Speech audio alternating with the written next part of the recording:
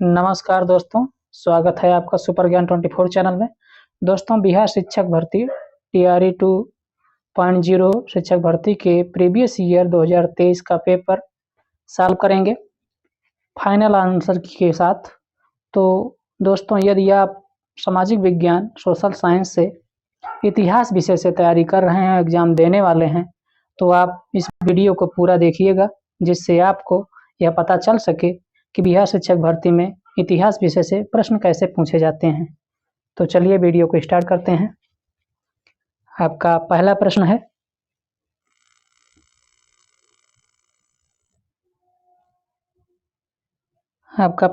है, कौन से यूरोपीय देशों ने भौगोलिक खोज प्रारंभिक की जिससे अमेरिका, एशिया एवं अफ्रीका का औपनिवेशिकरण प्रारंभ हुआ? तो इसका सही उत्तर हो जाएगा दोस्तों आपका ऑप्शन ए, पुर्तगाल एवं स्पेन। चलिए आगे बढ़ते हैं और ये प्रश्न नंबर 2 है। प्रश्न कह रहा है, प्रारंभिक भौगोलिक खोजों का परंपरागत मत क्या है? तो इसका सही उत्तर हो जाएगा आपका ऑप्शन डी, उपरोक्त में से एक से अधिक। चलिए आगे बढ़ते हैं और ये प्रश्न 2 है। क्योंकि इसमें विश्व के इतिहास भी पूछे जाते हैं और पॉलिटी भी इंक्लूड रहती है, तो इस दृष्टि से आपको देखना जरूरी है इस वीडियो को, जिससे आपको पता चले कि प्रश्न किस प्रकार से पूछे जा रहे हैं बिहार शिक्षक भर्ती में। तो चलिए तीसरा प्रश्न है,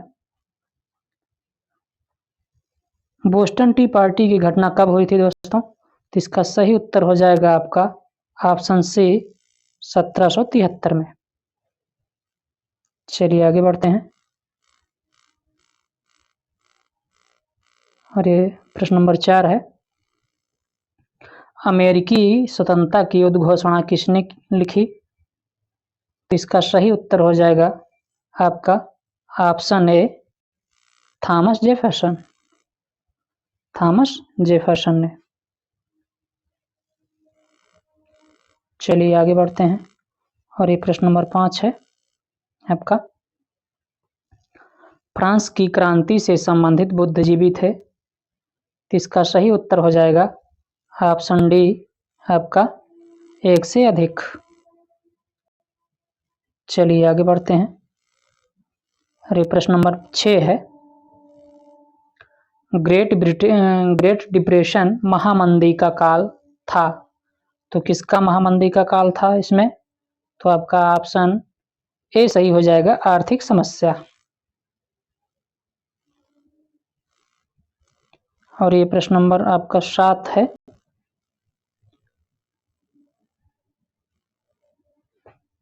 झारखंड क्षेत्र में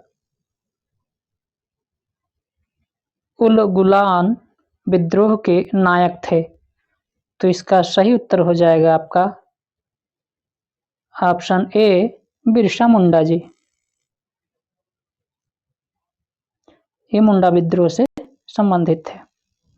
चलिए आगे बढ़ते हैं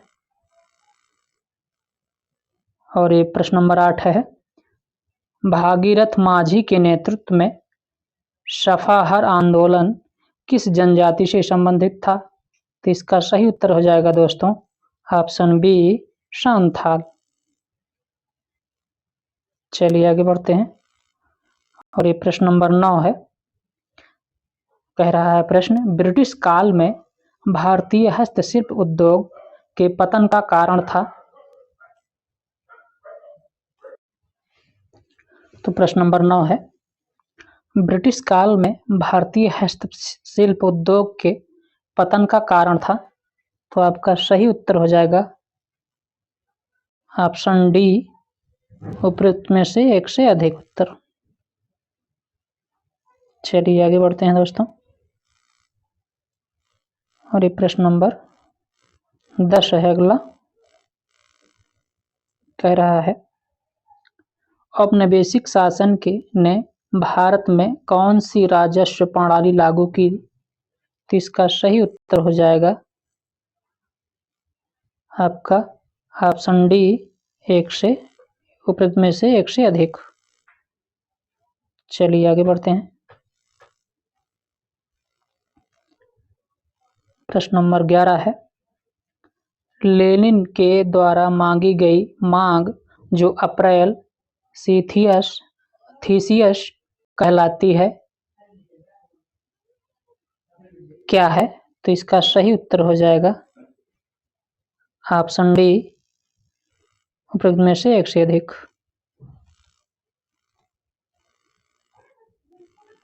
प्रश्न नंबर 12 है, निम्न में से कौन सी सिविल कोड 1804 या नेपोलियन कोड से संबंधित महत्वपूर्ण विशेषता है? तो इसका सही उत्तर हो जाएगा आपका ऑप्शन डी, उपरोक्त में से एक से अधिक। चलिए आगे बढ़ते हैं। और ये 13वां प्रश्न है,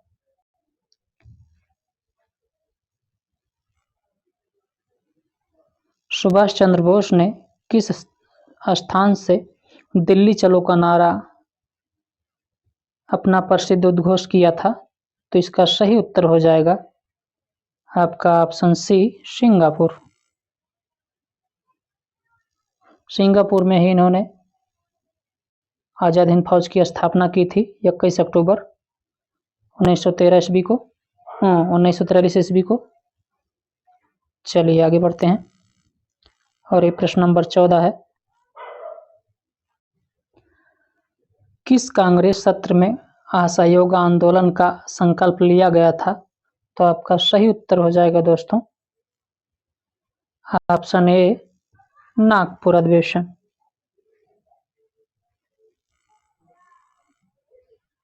लखनऊ सत्र लखनऊ 1916 में लखनऊ का अधिवेशन हुआ था। सूरत 1907 में सूरत का अधिवेशन हुआ था। चलिए आगे बढ़ते हैं।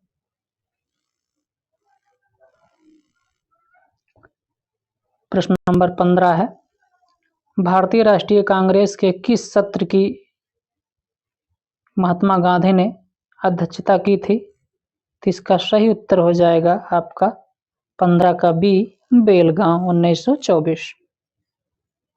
1916 में लखनऊ हुआ था और 1922 में गया अधिवेशन। चलिए आगे बढ़ते हैं। और ये प्रश्न नंबर 16 है, गांधी की प्रसिद्ध दांडी यात्रा को कौन सा आंदोलन कहा जाता है? गांधी जी की प्रसिद्ध दांडी यात्रा को कौन सा आंदोलन कहा जाता है? तो इसका सही उत्तर हो जाएगा दोस्तों आपका ऑप्शन ए, नमक सत्याग्रह। खिलाफत सत्याग्रह गांधी जी का 1919 में हुआ था। भारत छोड़ो 1942 में हुआ था। चलिए आगे बढ़ते हैं। प्रश्न नंबर 17 है, 1857 की क्रांति में किसने जगदीशपुर में विद्रोह का नेतृत्व किया था? तो आपका सही उत्तर हो जाएगा ऑप्शन बी, कुंवर सिंह। ये बिहार के थे। चलिए आगे बढ़ते हैं। और बेगम हजरत महल जो थी ये लखनऊ में 1857 की क्रांति का नेतृत्व की थी अपने बेटे ब्रिजेश कादिर के नेतृत्व में। चलिए आगे बढ़ते हैं। और ये 18वां प्रश्न है, किसने फॉरवर्ड ब्लॉक की स्थापना की थी? तो सुभाष चंद्र बोस ने फॉरवर्ड ब्लॉक की स्थापना की थी। इसका उत्तर आपका 18 का बी सही हो जाएगा। चलिए प्रश्न नंबर 19 है, किसने वाक्यांश स्वराज हमारा जन्मसिद्ध अधिकार है की रचना की थी? तो इसका सही उत्तर हो जाएगा दोस्तों आपका ऑप्शन ए, बाल गंगाधर तिलक। इन्होंने 1916 के अधिवेशन लखनऊ में कहा था जो स्वराज्य मेरा जन्मसिद्ध अधिकार है। चलिए आगे बढ़ते हैं। और ये प्रश्न नंबर 20 है, किसने अवध किसान सभा की स्थापना की थी? तो इसका सही उत्तर हो जाएगा आपका 20 का ऑप्शन है बाबा रामचंद्र दास।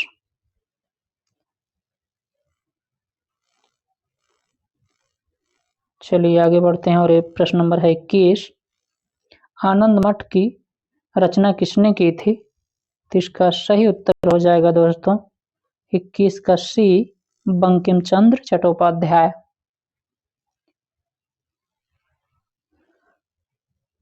दीनबंधु नील दर्पण इन्होंने किया था। दीनबंधु जी नील दर्पण इनकी रचना है, जो सन्यासी विद्रोह के संबंध में जो है लिखे थे इन्होंने। चलिए आगे बढ़ते हैं और ये 22वां प्रश्न है, भारतीय उपद्वीप के उत्तर पश्चिम क्षेत्र में सविनय अवज्ञा आंदोलन का नायक कौन था? तो इसका सही उत्तर हो जाएगा आपका 22 का सी, अब्दुल गफ्फार खान। इनको लाल कुर्ती दल के नेता के नाम से भी जाना जाता है। चलिए आगे बढ़ते हैं। प्रश्न नंबर 23 है, कौन सा स्थान खाजा नामक मिष्ठान के लिए प्रसिद्ध है? खाजा, तो खाजा बिहार का है, बिहार में खाजा के लिए प्रसिद्ध है। तो आपका 23 का उत्तर ए सही हो जाएगा, सिलाव। सिलाव बिहार में खाजा के लिए प्रसिद्ध है दोस्तों। चलिए आगे बढ़ते हैं और ये प्रश्न नंबर है 24, कहा है भागलपुर क्षेत्र प्रसिद्ध है। तो भागलपुर क्षेत्र किस लिए प्रसिद्ध है? तो आपका 24 का ए हो जाएगा, ऑप्शन ए सही, कॉटन एवं सिल्क उद्योग के लिए प्रसिद्ध है। चलिए प्रश्न नंबर 25 है, प्रश्न नंबर 25 है, निम्न में से कौन सा युग्म सही है? तो आपका सही उत्तर हो जाएगा ऑप्शन डी, उपयुक्त में से एक से अधिक।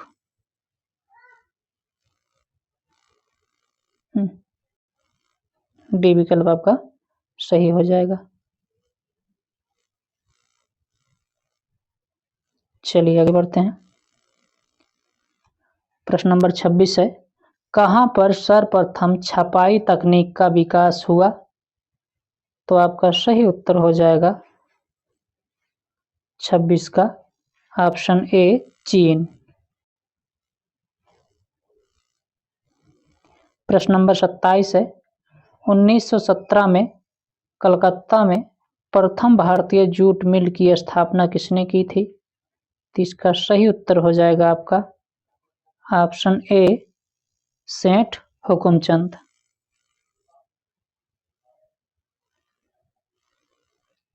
प्रश्न नंबर 28 है, होम चार्जेस क्या है?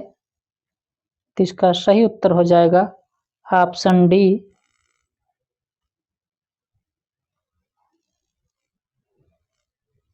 इसका सही उत्तर हो जाएगा ऑप्शन डी, उपयुक्त में से एक से अधिक उत्तर। चलिए आगे बढ़ते हैं और ये प्रश्न नंबर 29 है, किसने स्वदेशी आंदोलन की प्रेरणा हेतु भारत माता की पेंटिंग चित्रित की थी? तो इसका सही उत्तर हो जाएगा आपका 29 का ऑप्शन ए, रविंद्रनाथ टैगोर। ये देवेंद्रनाथ टैगोर के भाई थे, द्वारिकानाथ टैगोर के। चलिए आगे बढ़ते हैं। प्रश्न नंबर 30 है, किसने यंग इटली नामक गुप्त संस्था की स्थापना की थी? तो इसका सही उत्तर हो जाएगा दोस्तों आपका ऑप्शन ए, मैजनी।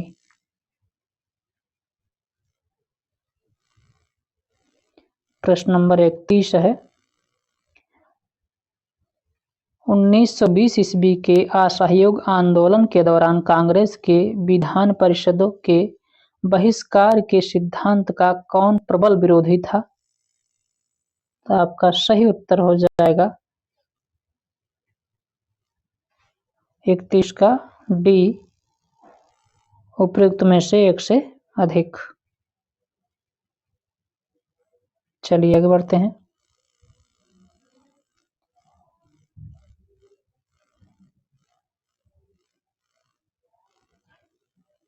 प्रश्न नंबर 32 है, यह किसने कहा कि क्रांतिकारियों का उद्देश्य आतंकवाद नहीं अपितु क्रांति और क्रांति का उद्देश्य भारत में राष्ट्रीय सरकार की स्थापना है? तो इसका सही उत्तर हो जाएगा आपका 32 का बी, सुभाष चंद्र बोस।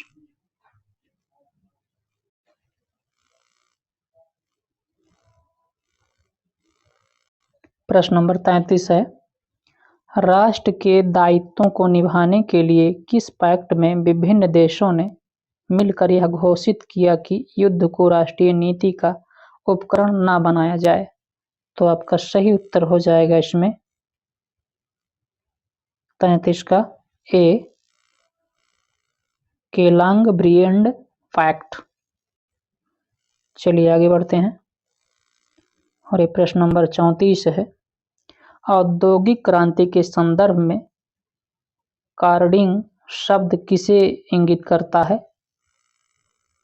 तो इसका सही उत्तर हो जाएगा दोस्तों आपका ऑप्शन बी, उस प्रक्रिया को जिसमें कपास या ऊन की कताई की जाती है। चलिए आगे बढ़ते हैं। प्रश्न नंबर 35 है,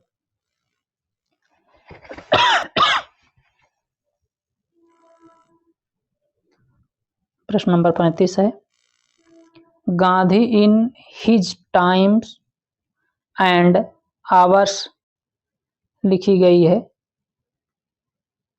तो इसका सही उत्तर हो जाएगा आपका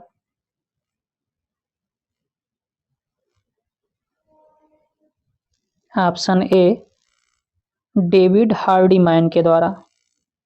Gandhi in his time and hours किसके द्वारा लिखी गई है? डेविड हार्डीमैन के द्वारा।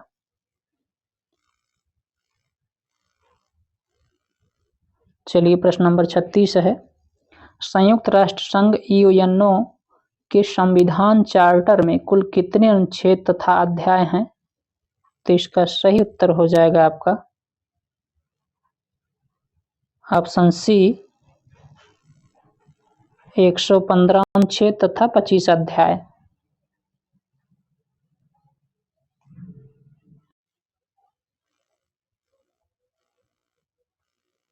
प्रश्न नंबर 37 है, ब्रिटेन वुड्स सम्मेलन का मुख्य उद्देश्य था?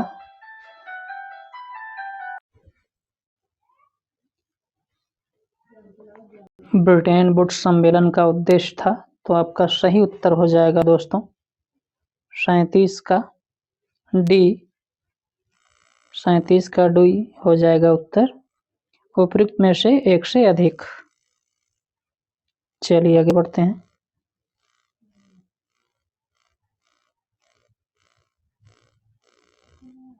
और ये प्रश्न नंबर 38 है, कह रहा है चीनी लोक गणराज्य की स्थापना किस वर्ष हुई थी?